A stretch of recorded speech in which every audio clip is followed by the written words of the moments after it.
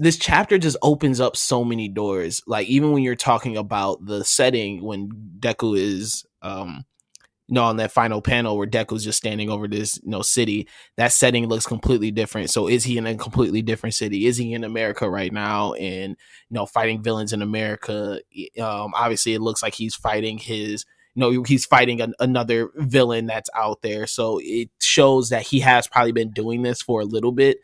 Like you said, it's like a mini time skip because we're in April now, and it looks like he kind of been doing this for a minute. I like the fact that he has like on the tattered clothes, and his uniform looks all beat, and he just kind of, when going back to the eyes, it is it's full of sadness. It looks like, and the same thing goes for Yuta. When Yuta returned, he looked like someone who has done seen some shit. It's like he looked like someone who had kind of been through some shit. So I love that just look on him, right? Like off rip, the sadness, Yeah. the baggy eyes, the tattered clothes, the him truly leaning into that, like, I'm on my lone warrior shit, like I'm on my lone wolf shit, and it just is what it is right now. I like, there's just, like I said, there's just a lot of things that have happened in this series or in this chapter that just breaks things wide open. Obviously, the biggest thing too is that now the secret is out about the power. What all for one and one for all really mean now. Okay, so before I say, because also I didn't know if you were going to mention, because remember in that final panel, Deku, he's wearing Gran Torino's like cape as like Cape, a yep. scarf. So that's supposed to be an allusion to like a future movie where he's supposed to be wearing the cape of Gran Torino and wearing Awazawa's knife on his back. So I think this his face is because he's losing his kind of like parental mentor figures, right?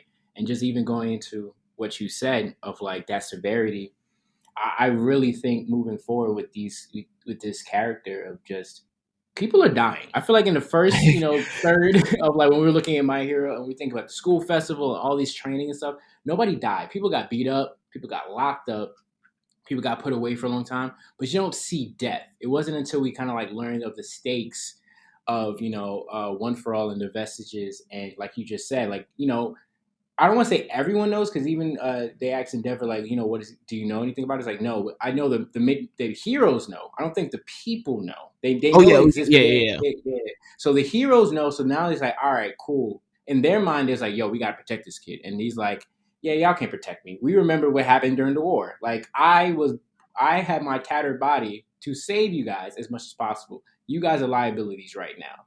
So until you guys either level up on some type of mini hyperbolic time chamber training session, I think Deku did the right thing. Like the only people that can help him, and also what you said with Bakugo, I still think because him and Todoroki were in the hospital, they got the letters differently. Because I think Todoroki, I don't think he was told, but he kind of infers, because that's why he showed up with other people to kind of like back up his dad when they were going against Shigaraki in that war sequence ending of that point. So I think now, I know Bakugo is going to be furious, but he understands, and I feel like his respect for Deku is going to go up. But also he knows he's the guy now. Before it was him, Todoroki, and Deku that kind of shared it as like a big three leadership thing. Now it's going to be him and Todoroki, or not even him and Todoroki, because Todoroki has his own mission. He has to handle his brother.